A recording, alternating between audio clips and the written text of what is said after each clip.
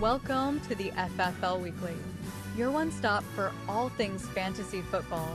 Only here will you find expert analysis, magnificent takes, and in-depth reviews that will leave you wanting more. Join us on the season-long quest to find out who will be crowned the next FFL champion. Now, here are your hosts, Mark AT9 and Power Surge 55. All right. Welcome in, everyone. I know it's been a long time. I'm owing everyone a show. Nor my Skyline Cup at Skyline for dinner. It's not a good setup. Welcome in. As you can tell, I'm a little rusty here, but happy to be back. Looks like it's going to be a recorded session tonight. Leave me your feedback if you don't mind. Appreciate it. I think the last show we had was week 5 or 6, so we owe a lot of updates here, and we're just gonna kick it off. Mark AT is unable to join tonight. He is flying. He just got to Miami, he says, so good for him. And we will kick it off. So we'll do a little weekly recap. Week 11, pretty important week, as I've been mentioning in the chats for quite some time. A lot of mid teams this year, everyone in the middle of the pack. No one's really dominating except for maybe Alex, and Rob's been really doing really well the last 4 or 5 weeks. So those are probably your top 2 teams right now. But we had a lot of close games again, and the way these shaked out in week 11 is set up for an awesome week 12. So real quickly here, we'll run through what happened. First, we had Power Surge 55 versus Ross all on the hips. This was a game on the calendar that Sauce Freakman, he circled at the beginning of the season. He informed me multiple times that this was one of his games on the calendar to keep an eye on. And I gave some feedback to him. It was kind of like a UC versus Xavier type game. We all know that rivalry, right? It's Xavier's biggest game of the year, where UC, it's nice to win, right? But we're focused on bigger things at UC. And so I think Power Surge has the same kind of feeling. He took the loss this week, a very dismal performance, especially by his running backs and wide receivers, Jamar Chase particularly. But, he's looking forward to the rest of the season here, where Ross really, this might have been his season. This defined his season. He's not out of it yet, but at 5-6, he's definitely still in the hunt. That was a big win for his playoff hopes, but this might be a win he looks as, if he doesn't make the playoffs, well, he'll look back on this one and say, hey, I got the win here. So good work for Ross on this one. There was a trade happened at the beginning of the season. Travis Kelce, Brock Bowers. Andrews kind of gave Kelce away for free at this point. Ross has won that trade so far for sure, but still some time to go. Then we had Doc Rob versus Mark AT. Mark AT was looking for a win here. He scored, I believe, the 5th most points in a loss, so it's always tough to see that. But, Mahomes didn't really have a good game against that Denver D. He's been mid this year. He's been great, but he's been mid at some games. McCaffrey's been awesome for Jacobs, questionable this week. He got hurt in the middle of the game there for Rob, but fortunately for Rob, his other players stepped up outside of Khalil Shakir with a dismal minus 0.3, but Adam threw in Ridley, who got 1.3, so not a big loss there. And then McMillan with the career game for Rob, season game for him.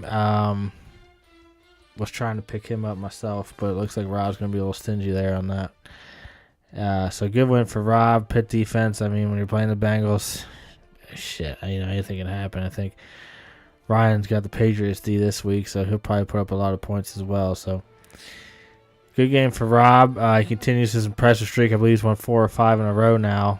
He's probably the hottest team in the league. McConkey Kong versus Team Dash. McConkey Kong was really looking for a win here. He got off to a decent start. Plugging in Rodgers, he thought against the Bengals, he thought he might have a chance, but Rodgers did go down, I believe, in the second half, which hurt. And then Josh Allen had a Josh Allen game.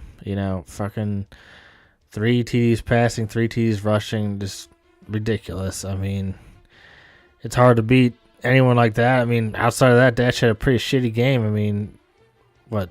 60-ish points from the rest of his team, less than 60 from the rest of his team.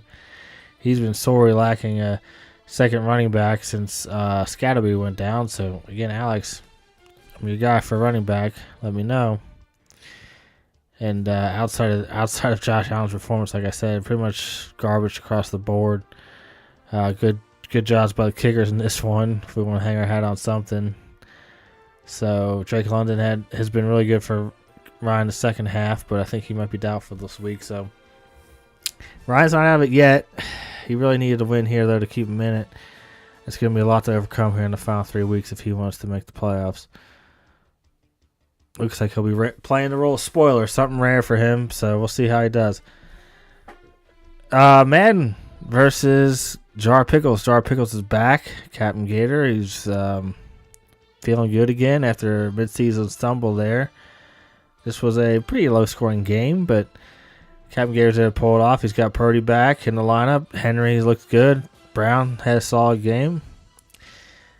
So Herbert is what really cost Mike here. I mean, 4 points. This guy, I mean, every year he's MVP. He had a few good weeks to start the season. He's had a week here or there where he's looked good, but this guy is the most overrated quarterback in the league, if you ask me. Brandon with an interesting start here with this Zacchaeus guy. I'm not even going to say his name right, but 0 points there.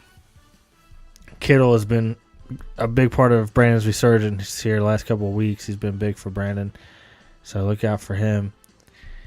You know, I like both these teams. I think are sitting at 5-6. Madden's now at 4-7. He's been in a rough patch, but certainly not out of it going into next week. Jump through the last couple games real quick. Scooter Maine versus Raging Clue. Scooter Maine was another team really looking for a win after he got upset 2 weeks ago by Power Surge in the final moments. It's tough to see for Scooter Maine, but Raging Clue has been playing well himself over the last few weeks, and he said Mayfield change's been important for him. Again, Stafford had a little bit of a down game compared to what he's played the last few weeks. Collins and Higgins stepped up for Scott, but Merritt and Swift, not what you want to see. Got a lot of running backs available at Power Surge 55 if you want to look into some trades. We're at the trade deadline this week, side note, so if you need a running back you want to take a stab at, there's a lot sitting on my bench, so let me know. Pickens has been great for Kevin in that trade he made with Rob. I think it's been overall they've both benefited, I think, from that trade, but Kevin certainly has been on a good side with Pickens and Dobbins, although Dobbins got hurt, I believe. So, what else we got here? I think that's about it for this game. It's a good overall game from Kevin. And then lastly, we had, I call this the shit game of the year so far. I don't know what the hell this is. I think neither of these teams should have won. The lowest 2 scores of the week belong to the Bucks and Faisal Asian, but I guess someone had a win, right? And so that happened to be the Bucks. Barely held on that Monday night after Travion Henderson kicked off his week on Thursday with 27-point performance. You thought he was in the driver's seat, but as we scroll down, we see the rest of his team, garbage. Thomas didn't even play. Johnson didn't hit 0 for 3 receptions. Musgrave, negative yard. Packers defense did okay for us. Was the second best player on this week at Bo Nix with 12. And then Jess had Lamar kind of shit the bed against Cleveland. Not sure what happened there. And Gibbs, 14 points is great, but for Gibbs, that's probably under average for him. And then some disappointing performances out of wide receivers. But going to Monday night, she thought she had a chance with Ferguson and Williams, who played decent, but Williams didn't get in the end zone there. I was watching that one. That was a tough game to watch if you're Jess. A lot of opportunities there. Wasn't able to punch it in. That would have gave her the win. And ultimately putting Prescott on the bench that week cost her. But she's in a great spot. She's at 6-5. The Bucks 5-6. So he's sitting right there in the log jam of 5 and 6 teams. And so he's right in the thick of things. All right. We'll jump over to the challenge series.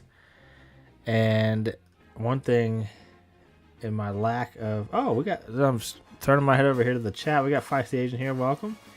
Mad Dog Muskie, thanks for representing both of you. Really appreciate it. Comment about the Xavier thing. All right, touche, Mike. We're going to hopefully make it this year. You never know. You never know. I don't know if you guys saw Mick Cronin, the old UC coach, took a little shot at us yesterday, saying he felt sorry for us because we haven't made a tourney since 2019. So, hoping to turn it around this year. All right, speaking of the challenge, I failed miserably to keep us up to date on the Survivor Challenge.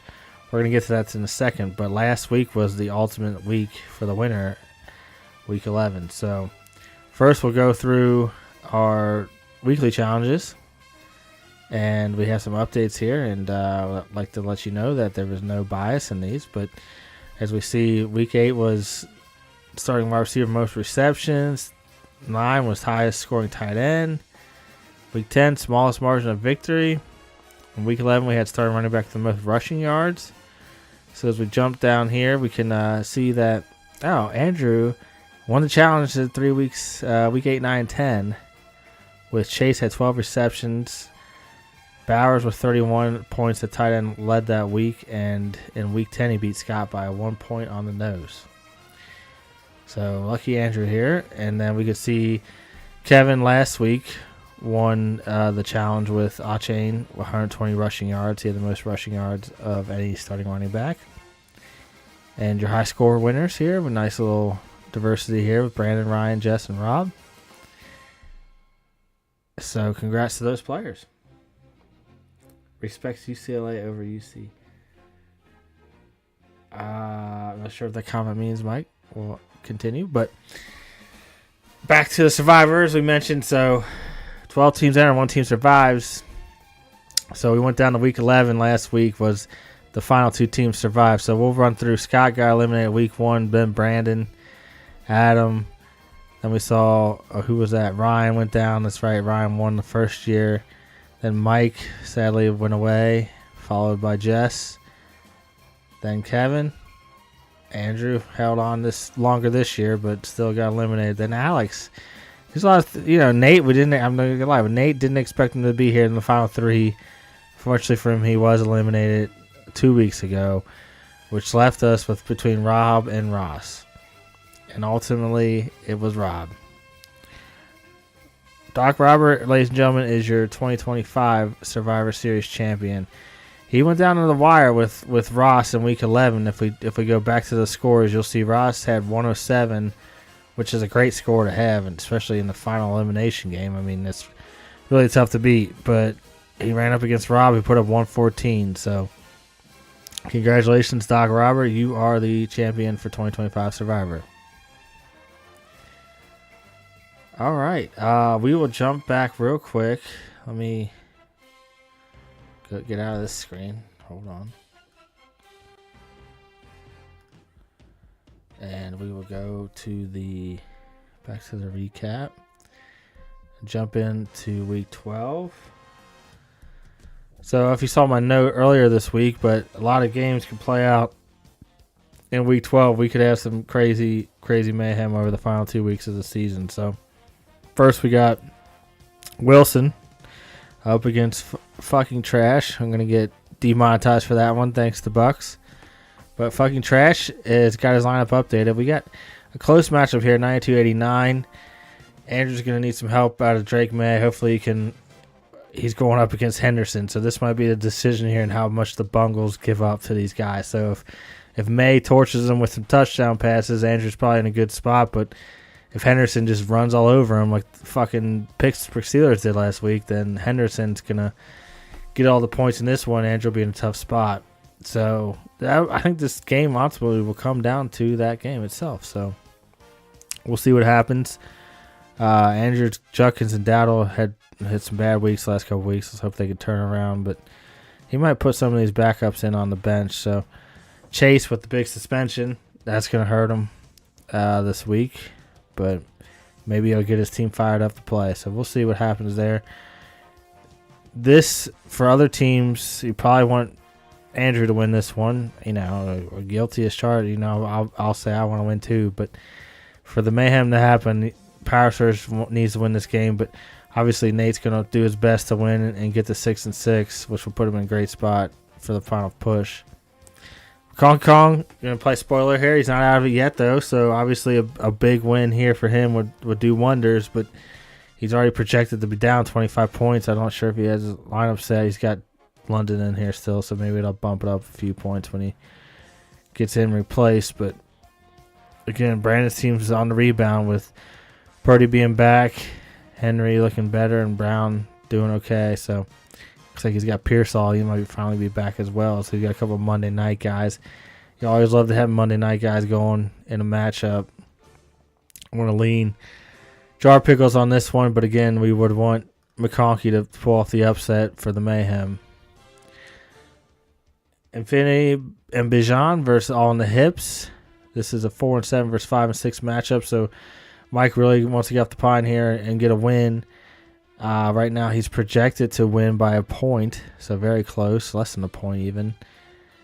And he's going with Jacoby Brissett. That is a ballsy play here out of quarterback. I did see Ross himself picked up Sam Darnold, another ballsy play. So waiver wire quarterbacks head-to-head, I think that might determine this one. You got to give the edge to Mike, though, in the running back department. Certainly, slight edge, very good wide receiver matchup, but the slight edge, I think, to Ross here, the way Addison's been playing, along with Williams here recently. So this will be a good one to watch. Tough to call, but again, for Mayhem, we want Mike to win this one. Scooter Maine versus Titans. So obviously, Scooter Maine's who we're rooting for in this one for the Mayhem. I don't know if it's going to happen, though. We got Merritt on the bye. Obviously, Scott, we're going to fix that. But who does he have? Not much. So, Scott, hello, sir. Looking for a trade. Scott does got some good wide receivers, but if McMillan for Rob really blows up again, along with Najijba, I like Rob's play here. Shakir, though, Rob, not doing well for you, so let me know if you want to trade there. And for some reason, McCarthy is on this roster. But can't talk bad about him. He's doing well. A couple more games real quick. Dash, been a mainstay again this year, going for the first 10-win team this season up against Clue, who's been doing well. So right now, Clue's projected to lose by a decent amount. But you never know. I mean, Allen, Thursday game, that's always risky. You got the Mayfield Sunday night prime time. That's good to see for Clue, who doesn't have a Chains replacement in yet either, so that'll inflate his score. Jonathan Taylor projected 20 points. I don't think I've ever seen a running back projected 20 points. Let me know in the comments if anyone's seen that before. And so maybe Alex doesn't need a second running back, but the way his team has played recently, I mean, you got to give the edge to Alex on this one, but we're going to root for Mayhem, so we're going to root for Kevin. And finally, we got Gibbs versus Assassinations. Mark T's been struggling as of late. Gibbs coming off a loss herself. She got crazy high projection this week. She only scored 62 points last week. Kind of like me. I was projected 104, and I scored like 78. So, what good are projections in this game, right? Jackson's going up against the Jets. Mahomes, Indy, that could be a shootout. So, McCaffrey, Gibbs, that's a great matchup there. You got to give the edge to Williams here on the Kamara thing. So, right now I'm going to lean to Jess on this one. But, again, Mayhem, looking for Adam to pull off the upset. And we'll see what happens. All right. So, might have lost some people here on the feed. We still got 2 people in the chat. So, but hopefully you all had a good time. Welcome. Thanks for joining. Welcome. Thanks for joining, everyone. So we will leave you with that and see you next week.